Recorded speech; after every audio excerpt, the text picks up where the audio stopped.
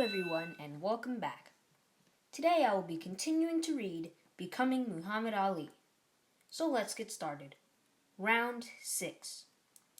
As you've probably picked up by now, Cassius always thought big, dreamed big, talked big.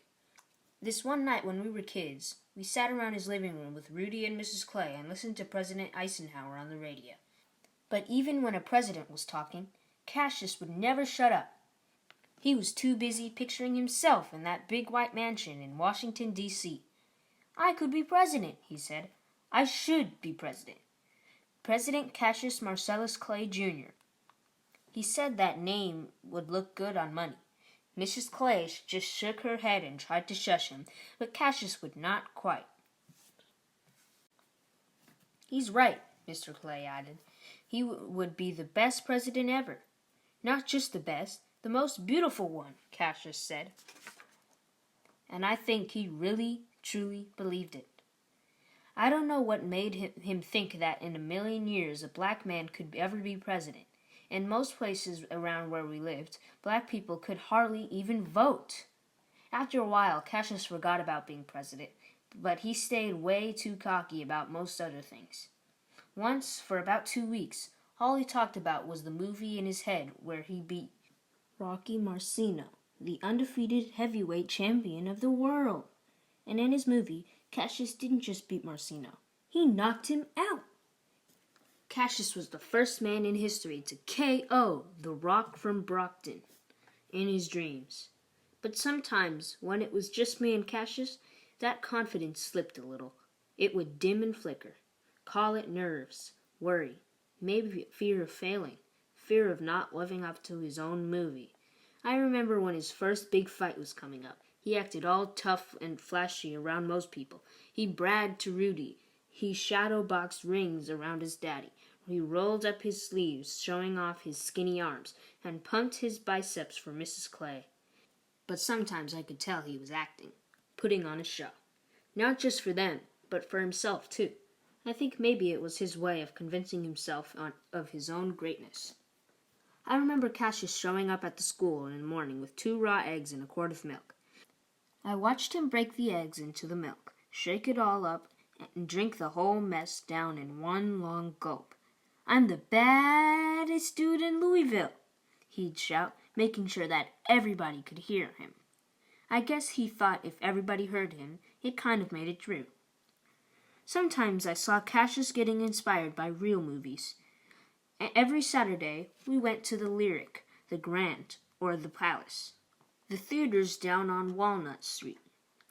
We saw every Western movie ever made, every pirate movie, every Tarzan movie. We wondered why the heroes in the movie were always white, even in the African jungle. But Cassius still loved seeing the good guy win in the end, because that's how he wanted to see himself, a winner against all odds, no matter what. The truth was, Cassius knew that most of the kids in the gym were bigger than he was, maybe stronger. He knew there probably wouldn't be any headgear to protect him against those hard jobs and hooks. All around Joe Martin's gym, we saw old boxers with noses flattened like mashed turnips. Some of them had their ears all crushed and mangled too. Cauliflower ear, they called it. I don't want to look like no vegetable, Lucky, said Cassius. I gotta stay pretty. And those boxing gloves, they were so dang heavy. Black leather with Everglast in big letters around the wrists. When Cassius was starting out, those gloves felt like lead weights at the end of his skinny arms, especially after a long training session or sparring match. One night when we were walking home, Cassius told me he was worried that he wouldn't be able to keep the gloves up in the front of his face in a real fight. And if he let them drop, even for a second, pow! Turnip, cauliflower. They say fear is catching, and I admit that I caught a touch of it. I caught it from Cassius. I think deep down we both had the exact same fear, that when he finally did get the fight on TV, he would lose. And that his dream, his own personal movie, would end right then and there. This is the part where Cassius is talking. So let's continue. Distance. Me, Riney, and Lucky go way back like Cadillac seats since grade school. But now Lucky goes to a fancy Catholic school for smart kids on the other side of town. So I only see him on weekends or after school when he comes by the gym to see me sparring. Conversation with Lucky. How you like your school? The food is nasty, but it's all right. They might skip me a grade. I wish I could skip the rest of them. I think I might go to Bellarmine College and study journalism. To the Olympics is where I'm going. I'm too slick for these tricks, Lucky. You gotta get past the Golden Gloves first, Gigi. To win the Golden Gloves is my goal, and after that, it's the Olympic gold. These fists of fury will be my claim to fame. Kings and queens will know my name. Say it loud. What's my name? Cassius Clay. Enough yapping. Oh, hey, Mr. Martin. I'm just funning. Do that on your own time. This is my time. Hey, Mr. Martin. I'll catch up with you later, Gigi. Later, Lucky. Cassius, you got a dream? Yes, sir, Mr. Martin. I'm gonna be a winner. What's the best way to make a dream come true? Only way to make a dream come true is to wake up. You gotta put in the work, Cassius. Joe Martin growls for the 100th time or 1,000th time since the first day I stepped foot in his gym. Cassius, jab, jab, cross, and move your feet, not your mouth so much.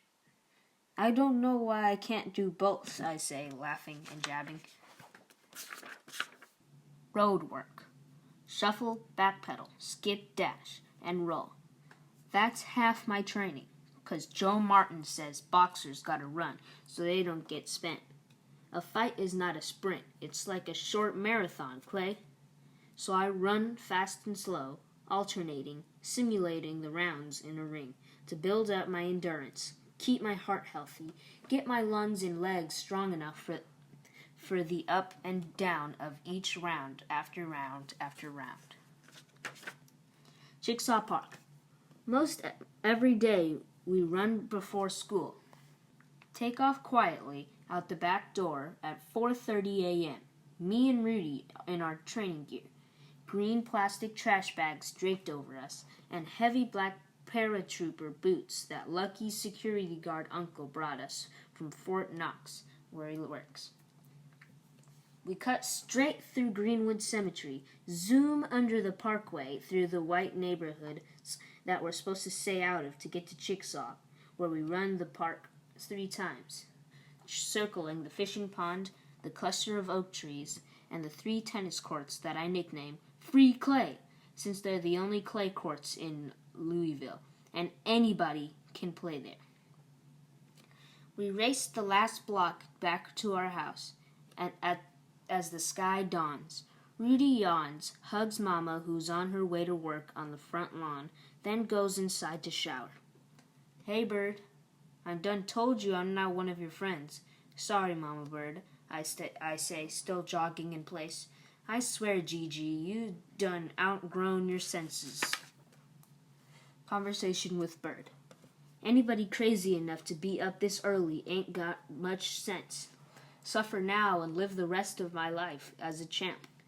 How long you gonna keep doing this, Gigi? Until I'm a beast in the East and the best in the West. Bert, Mama, I'm gonna be a heavyweight champion of the world. And the first thing I'm gonna do is buy you a big house up in the Highlands, just like the ones you clean for them rich folk every day. Son, don't mind my job. I don't. It's decent work. My mama shouldn't be cleaning toilets and cooking food for nobody, not for $4 a day, not for nothing. I take pride in my work, son, and God bless that $4. It bought them trash bags you wasting. I'm not wasting them. It's a part of a fighter's training. Helps me sweat off the fat, keep my weight right. Plus, I take pride too, in being the greatest. Boxing doesn't make you the greatest. Boxing's gonna take us away from all this. We got a nice house, a car, food on the table, family. The Bible says. The Bible didn't get me and Rudy into Fontaine Ferry Park, and it sure ain't. Boy, don't you dare blaspheme the good book. I'm just saying, I don't need church to tell me what I already know. What you know and what you think you know is two different things. Mama, I know who I am and whose I am. That's what Granddaddy Herman told me. God rest his soul. You're gonna have me late to work. Look after your brother. Make sure he's fresh. He likes to run water for 30 seconds and call himself clean. Okay, Mama. And just promise me you're gonna read your Bible, go to school, and at least try not to mess up your face doing that boxing. I came in here pretty, and I'm gonna leave here pretty. Boy, you sillier than a goose. Sweeter than juice, and stronger than Zeus, too. Bye, boy. Hold up, Mama. Been working on a poem for when I win the Olympics. Want to hear it? Hurry up and say it then, boy, before I miss my bus. My victory speech. The Olympics gave me quite the scare. Fought 3 rounds with a big old bear. Caught me at a wild and frantic, with the fists of fury from across the Atlantic. Threw a big left, then launched a right, exploded on me like dynamite. But Cassius Clay did not retreat. I knocked him into the ringside seats. Yeah, he was strong, but I was stronger. If you thought he'd win, you couldn't be wronger. Who's the boss that shook up the world? Face so pretty it's like a pearl.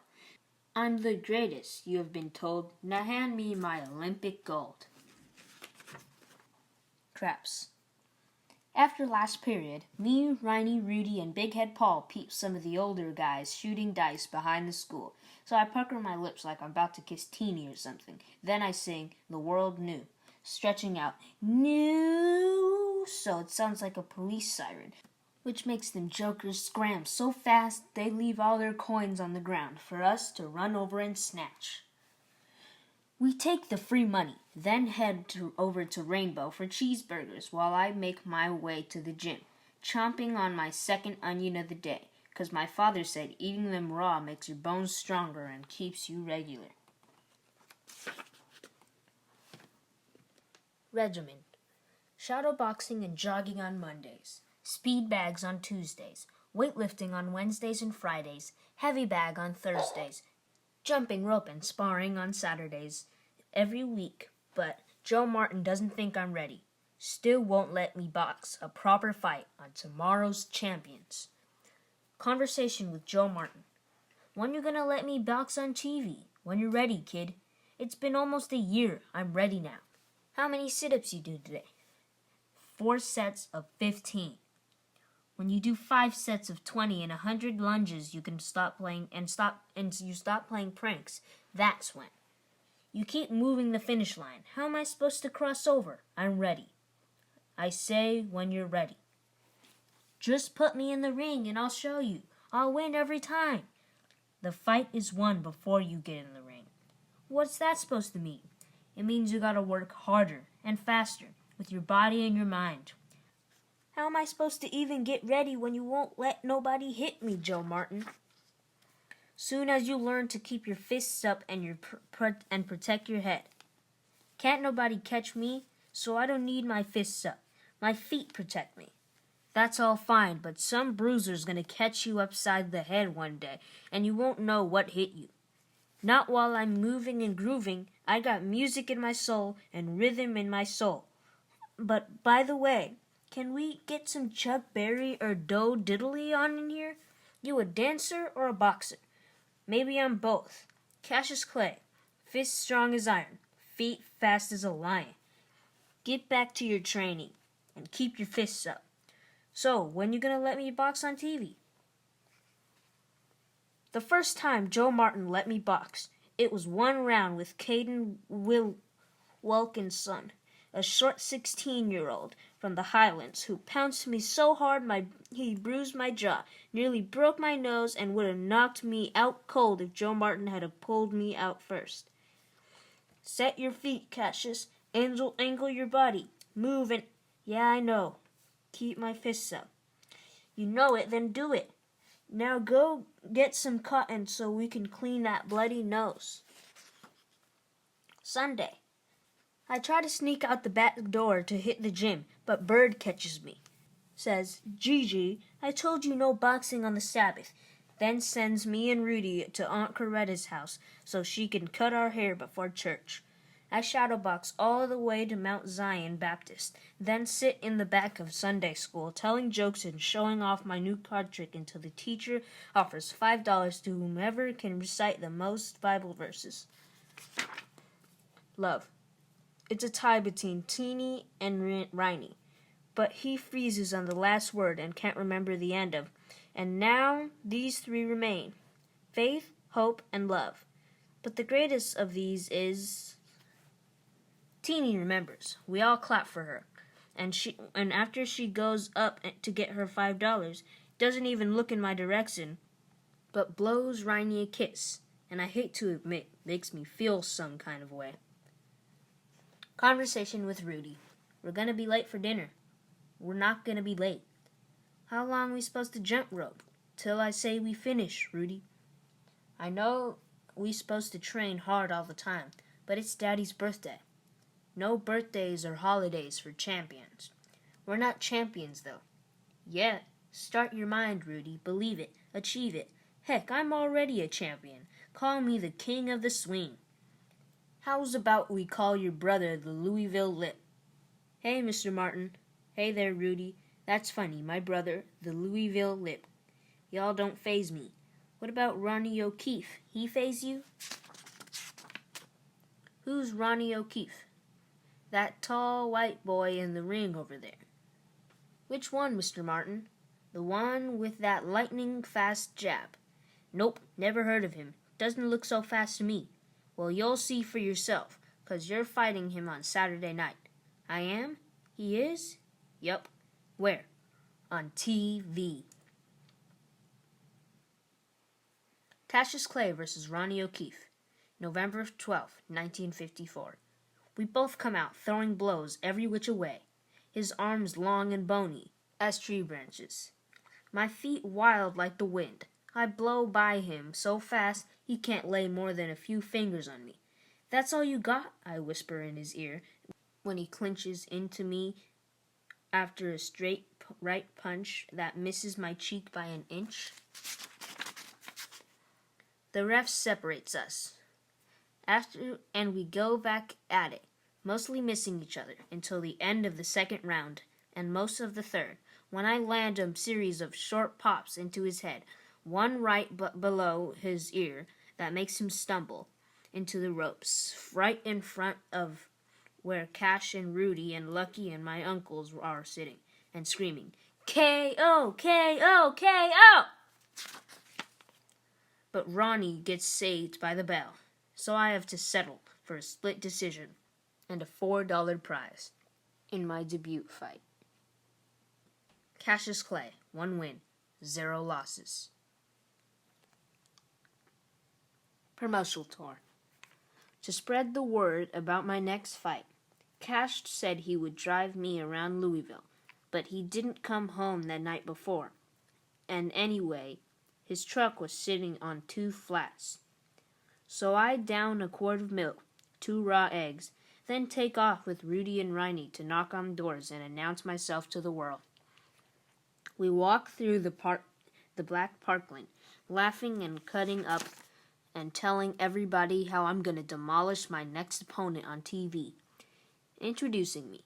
The name's Cassius Clay, and I'm gearing to fight. My next foe may bark, but I'm sure gon' bite. If he comes in grinning like he's having fun, I'll wipe off that smile and beat him in 1. If he tries to stick me like Elmer's glue, I'll turn up the heat and sting him in 2. Tell all your friends, best bet on me, 'cause ain't no way he's lasting for 3.